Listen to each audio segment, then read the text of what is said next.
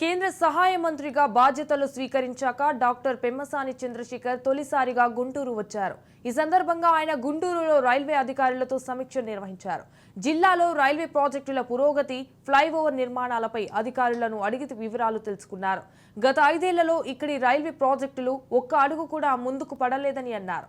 Railway ప్రాజెక్టులతో ఓట్లు రావన్న ఉద్దేశంతో జగన్ వాటిని పట్టించుకోలేదని విమర్శించారు. గుంటూరు జిల్లాలో రైల్వే బ్రిడ్జిల పరిస్థితిపై అధికారులతో చర్చించినట్లు తెలిపారు.